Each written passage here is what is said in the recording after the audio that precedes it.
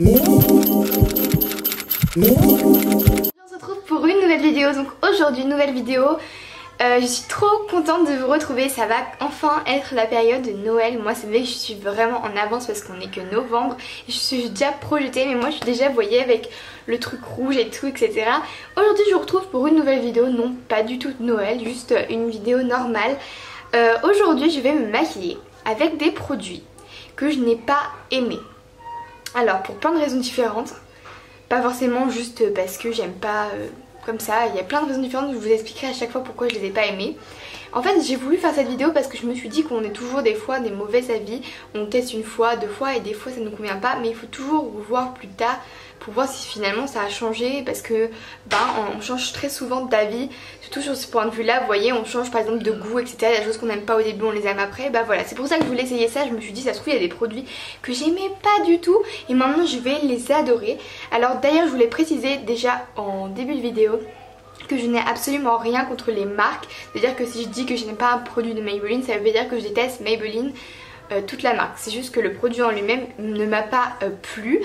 Il y a aussi un problème de teinte, etc. Il y a plein de choses différentes. Donc je vais commencer tout de suite, j'espère que cette vidéo va vous plaire.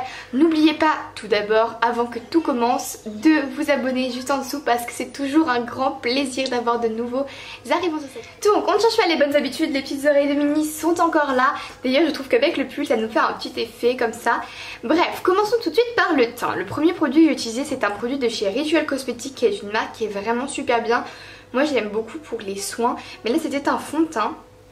J'ai un mascara de Rituel Cosmetics. Donc c'est ce mascara là que j'ai de Rituel Cosmetics. Mais là aujourd'hui je vais pas parler de ce mascara parce que j'aime beaucoup, je vais vous parler de ce fond de teint. Donc je pense que le problème n'est pas forcément sur l'effet que le fond de teint, mais plutôt sur la teinte.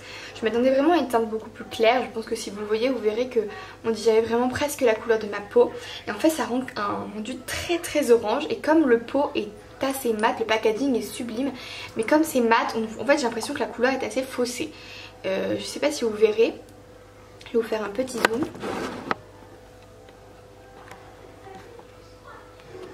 Voilà la couleur en vrai. Et vous voyez largement que c'est pas du tout ma couleur, c'est très très foncé. Alors que voilà la couleur de base. Le packaging, voilà, comme vous le voyez, est vraiment sublime. Il est en vert poli avec le petit Rituel Cosmetics marqué dessus. C'est vraiment... Donc voilà, alors pour l'appliquer je vais utiliser un produit que je n'aime pas non plus, qui est une éponge comme ceci, qui est Losange, vous voyez, que j'ai déjà utilisé. Donc c'est pas les produits comme ça, je dis que je les aime pas alors j'ai jamais utilisé. Et en fait je sais pas, la manière dont est fait ce produit est pas du tout pratique déjà pour... peut-être pour les cernes c'est pratique, mais pour le reste je trouve que c'est pas très pratique et que l'éponge en elle-même n'est pas folle. Elle n'applique pas super bien, donc je vais retester tous ces produits pour vous dire vraiment ce que j'en pense. J'espère franchement que ça va être quand même mieux que ce que j'en avais l'impression, mais je sais pas. Du coup on commence tout de suite. Je vais venir mettre... Oh, j'ai l'impression que je finis vraiment avec le teint orange, parce que quand je vous dis que c'est pas ma teinte, c'est vraiment pas ma teinte. Donc tout le reste de la vidéo je vais avoir un teint pourri.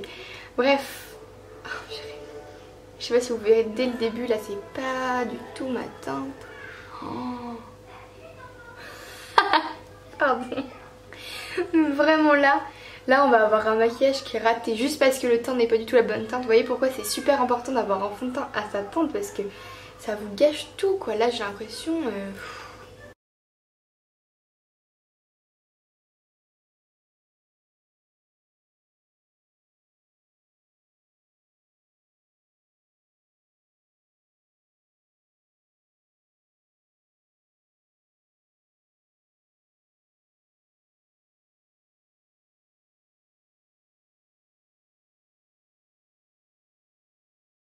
Bon, là on va pas se mentir, ce produit là vraiment super beau. Si vous avez la bonne teinte, je suis sûre qu'il est super bien parce qu'il est vraiment oui, j'ai quand même parlé du produit en lui-même sur la teinte.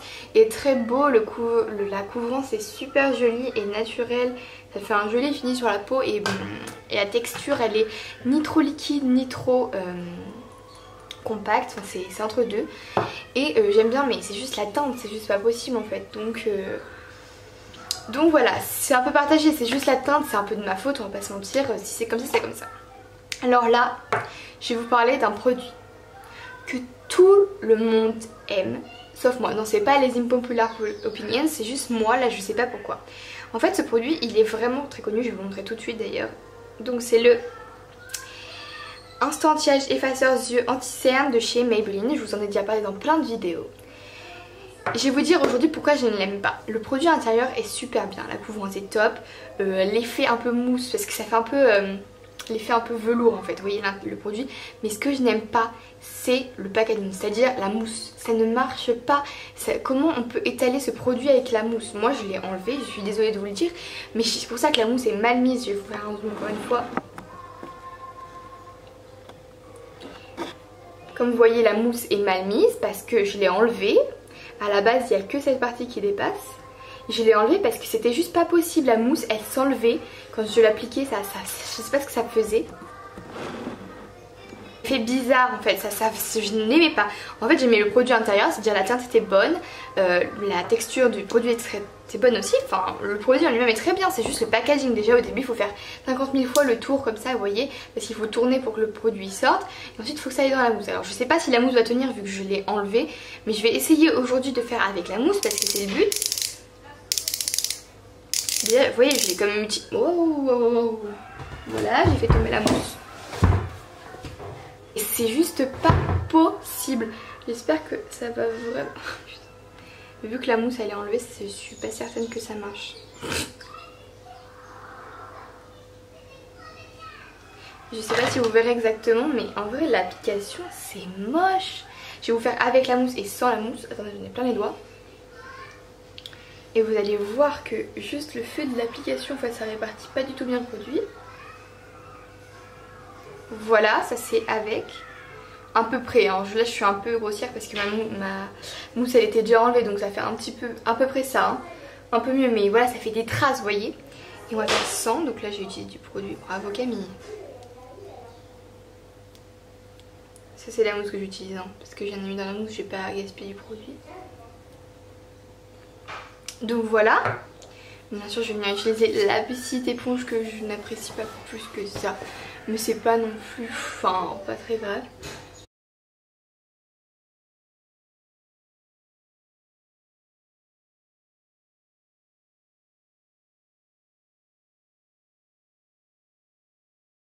Votre cerne, vous savez, vous en mettez peut-être ici pour illuminer, et bien là vous aurez des parties qui vont sécher. Donc bon, j'arrive pas à me faire le fond de teint quoi, regardez. Bon, voilà pour ce teint, on va dire ça comme ça, parce que franchement on n'est pas franchement sur un teint des plus jolis, hein. Mais bon, on va se contenter de ça. On va tout de suite passer à tout ce qui est blush, highlighter, etc. Alors, j'ai une palette de contouring que j'ai acheté sur Amazon. Vous voyez, les sortes de trucs là, comme ça, crème là, que j'aime pas du tout. Je vais venir utiliser une teinte assez claire pour pouvoir pas non plus faire un truc... Ah, il y a un truc qui a fondu on dirait. C'est quelle teinte ça? Ah, c'est hyper rose. Ah! Bref, je vais venir faire ça pour du coup du contouring. J'ai pas envie. Ah là là, déjà qu'on n'a pas la bonne teinte pour le fond de teint, etc. Ça va pas aller. Bref, je vais venir prendre une teinte assez froide. Et je vais prendre cette teinte là, ici, vous voyez, toute cette palette est vraiment pourrie. Mais quand je vous dis pourri, c'est pourri.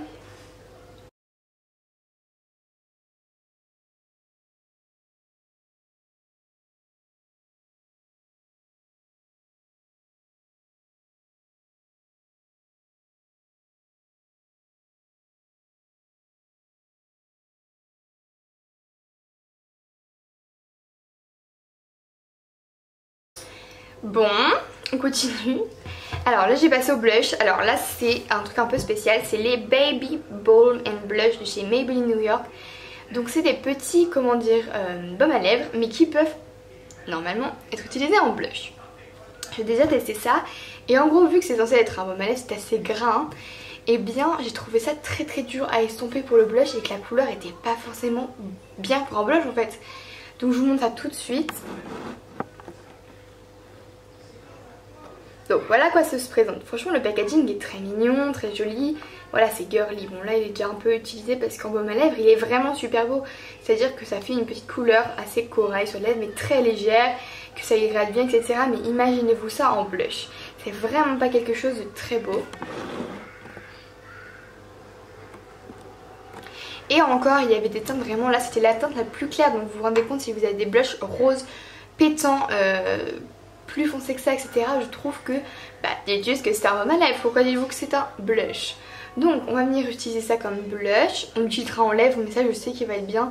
Parce qu'en fait dans les lèvres j'ai pas vraiment de produits que je n'aime pas, parce que mes produits à lèvres je les aime plutôt tous. Donc j'utiliserai sûrement celui-là.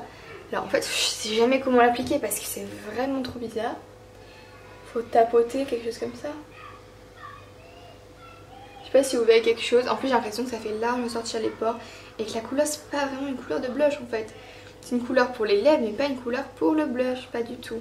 Bien sûr il faut estomper parce que là on est dans la catastrophe planétaire là.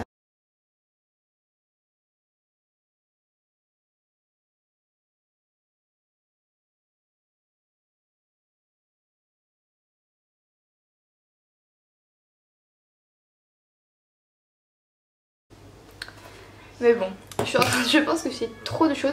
Et puis ça a carrément pourri mon pinceau. Regardez, il était blanc maintenant. Regardez comment il est. J'ai l'impression qu'en fait ça enlève le fond de teint qui est en dessous aussi en fait.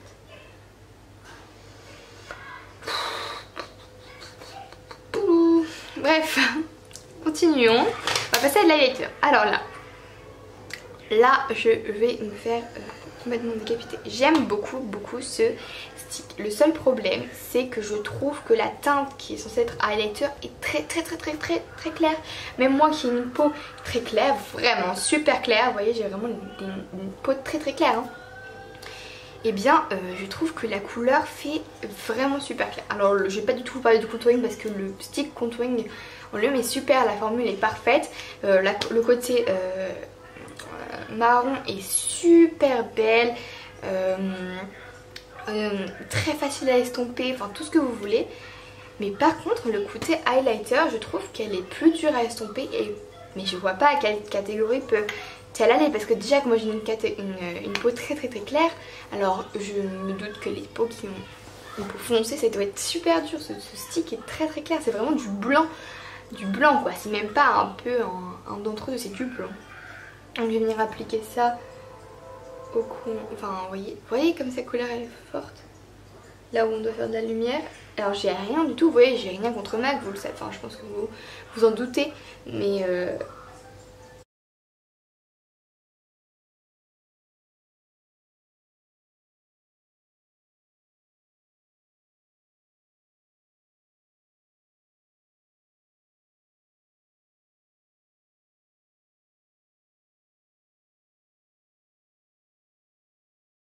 j'ai l'impression que ça fait vraiment pas naturel ce stick. Enfin ce côté highlighter. Bon voilà ce que ça donne. Alors bon voilà, ça fait vraiment je trouve, vous voyez, la barre. Et c'est super dur à estomper. Puis plus avec le blush crème c'est la cata parce que ça se mélange, enfin, je sais pas ce que ça fait. Après par rapport à Arc de Cupidon et au menton, je trouve que c'est un peu mieux. C'est plus naturel mais franchement il faut en mettre très peu sur des toutes petites zones. Par exemple si vous voulez, voilà, pour le menton et l'Arc du Cupidon utilisez-le. Ou juste si vous voulez faire juste le bout du nez, pas le nez comme ça, non, c'est juste un tout petit peu le bout du nez comme ça. Vous faites juste comme ça. Ça peut être joli. Mais il faut pas faire vraiment les joues. À ce moment là, voilà. Je pense qu'il faudrait plus utiliser quelque chose de plus naturel, quelque chose comme ça. Continuons tout de suite avec les yeux parce que j'en ai pas encore parlé alors que c'est quand même important. Je vais venir utiliser une toute petite palette. Je sais pas si vous vous rendrez compte de la taille mais c'est très petit. Je vais vous prendre une palette normale. Voilà la subculture de chez Anastasia Beverly. Voici la petite palette, voilà. Elle est minuscule et pourtant il y a 3 fards dedans. Alors forcément mauvaise en fait, c'est vraiment un choix. Mon seul problème c'est que vous savez mon problème avec les couleurs satinées est que dans cette palette toutes les couleurs sont un peu satinées. Même le marron foncé qu'on a l'impression qu'il est mat a des toutes petites paillettes dedans. Donc celle du milieu ça ne me dérange pas forcément, c'est comme un doré.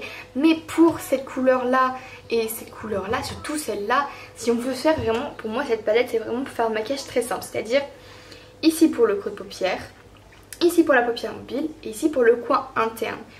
Pour moi c'est ça, donc c'est ce que je vais faire aujourd'hui. Mais je trouve que le marron foncé ne devrait pas être un peu satiné, ça ne sert strictement à rien. Alors je me zoome un peu pour que vous puissiez voir mon maquillage des yeux. J'espère franchement que ça va quand même rendre quelque chose de pas mal. Mais le problème c'est vraiment, je trouve, pourquoi mettre que des couleurs satinées? Je vois pas vraiment. Mais tu sais, pourquoi pas les deux couleurs premières, ok, pourquoi pas, mais pas le marron satiné, mettez le mat tout simplement. C'est un produit qui venait de la Birchbox pour ceux qui se demanderont. Donc c'est une palette qui s'appelle Muse Palette de chez So Suzanne. Eyeshadow palette. Bon voilà, j'aimerais avoir aussi peut-être d'autres palettes pour essayer de voir tester, parce que là voilà, cette marque je ne la connais pas, mais juste pourquoi de toutes les couleurs sont satinées, je comprends pas. Bref, je vais prendre un pinceau 231 de chez Zoeva, voilà, que je utilise tout le temps d'ailleurs. Je vous le conseille à 100%, moi qui utilisais toujours des pinceaux qu'il y avait dans les palettes. Franchement, c'était au moins celui-là parce que c'est pour le creux de paupière et il est juste parfait. Donc on va venir faire ça, on va vraiment faire un maquillage très très simple pour les yeux, vu que là j'utilise que cette palette. Parce que franchement, de toutes les palettes que j'ai franchement que des palettes que j'aime plutôt bien. J'aurais tellement dû mettre un fard de transition.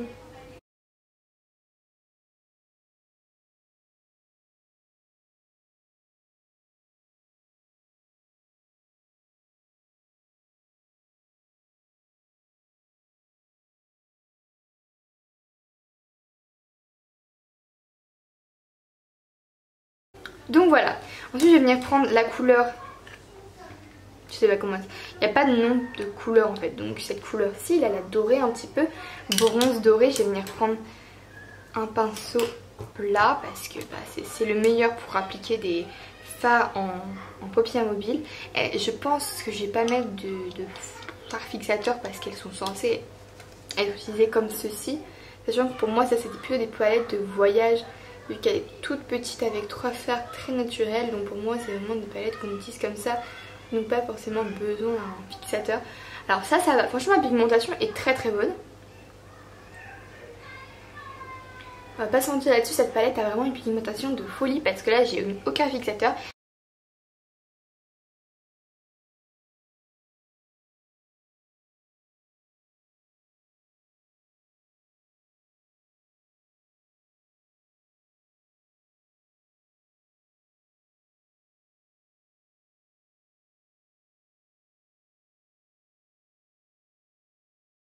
Très légèrement, vraiment tout petit peu.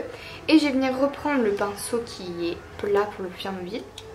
Non, même je vais même prendre le petit pinceau parce que la racine c'est vraiment tout petit. Et je vais venir prendre la couleur qui est dorée, bronze, etc. Là, celle-ci. Top. Je vais venir la prendre et je vais en mettre un petit peu en racine aussi. Bon, la pigmentation là, par contre problème de chute, je viens de voir, hein, il y a des petites chutes, surtout du marron foncé. Franchement ce fard marron foncé il est pas super, hein. Le reste il est vraiment, je trouve qu'ils sont parfaits, mais le marron foncé il fait des chutes, il est satiné, enfin bref. C'est vraiment pas le plus... Par contre franchement en elle-même, la palette est plutôt pas mal. Bref, je fais le deuxième œil et je vous retrouve juste après. Donc là j'ai mis du mascara parce que j'ai pas de mascara spécialement que je n'aime pas ou qui sont des promos de produits que je n'aime pas. Pour les lèvres je vais venir utiliser du coup toujours le Baby Lips pour les lèvres. Parce que je crois que vraiment en bas ma lèvre est bien.